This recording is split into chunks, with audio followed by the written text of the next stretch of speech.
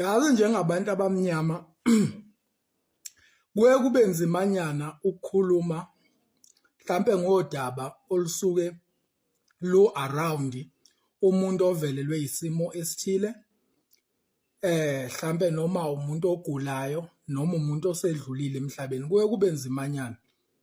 Ngoba njenge-country kuyabiza ukuthi sihlale siqwashisane ezintweni ezenzeka kule country le. Ngisho ngathiwa sekukhona umuntu odlulile emhlabeni but still kuyadinga ukuthi sihlanganise amakhanda so that kube ukuthi ngempela into yonke eyenzeka kwi-country into esi-understandayo sonke ukuthi ikanjani. Uyabona i-ANC ayikho inhlangano ekhohlakele njenge-ANC. Futhi kuyakhomba lapha kwi-ANC ukuthi zothi laphana nithanda ningathanda angaqhamuka umuntu odefend i-ANC kodwa laphana ngiyakutshela kubole yonke into lapha kwi-ANC. Futhi kuyakhomba ukuthi i-ANC akukhona ukuthi khona uguquko eyaba nalo selokhu kwathi inhloko lokhu ba stepa in kwi-democracy babevele benjalo lento yabo bebeyenza futhi ngokwazi ukuthi i-ANC iyona eyaziwa njengenhlangano ephendula impilo zabantu nekhulu labantu ngakho ngalokho ngisho bengenzani ayikho into eyothatha i-ANC ibeke phansi. Bebeyenza lento ngaleyo pride. Futhi lapha kuyacaca ukuthi akekho ngazi omunye lapho ukuthi vele lento it has been a culture yenhlangano. Futhi ngiyabezwa nje abantu bakhala nangama foreigners, bakhala ngama drugs, bakhala ngani, bakhala ngani ngama murder. Kodwa masingahle sikhuluma iqiniso lento le ungawabala ama foreigners bale in lento lena igenge ye-ANC, ama officials e-ANC, ama politician e-ANC. Lento lena ayirana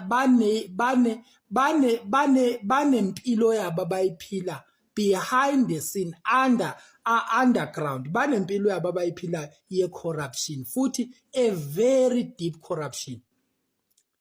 Uyabona nje mina kufana nokuboshwa komuntu la eMzansi. Ma ukuthi kuboshwa umuntu we-ANC kungithatha isikhathi kudingeka a certain proofs ukuthi ngaba convince ukuthi ngempela lo muntu usejele.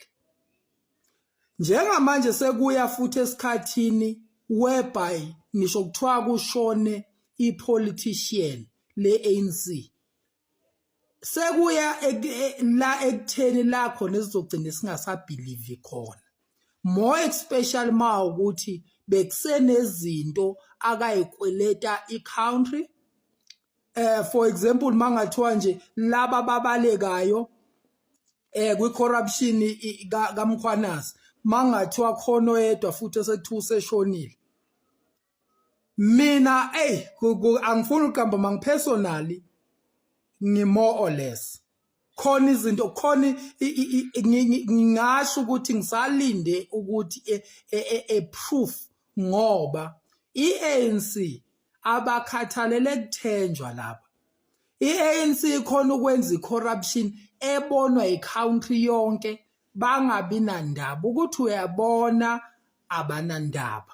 Bayazi yogcina ngokukhuluma kodwa leyo nto bayobe sebeyenzile isifezile lento le abayifisayo ukuthi bebe protected noma be protect lo muntu abafuna ukumprotect. That is ANC.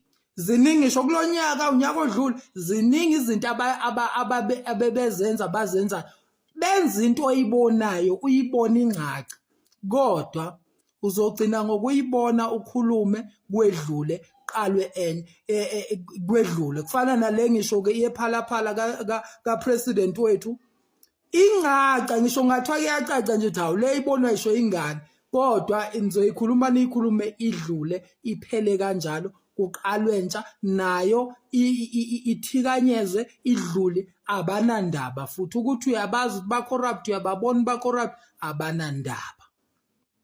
So manje ngibheka inakhunjane lamazwe aphesheya niyazi ukuthi la eMzansi thina kufana naloko ukuthi kube nengozi noma ushuthe ngisho umuntu oshonile noma ushuthe ngisho kwisini la kwenzeke khona ingozi.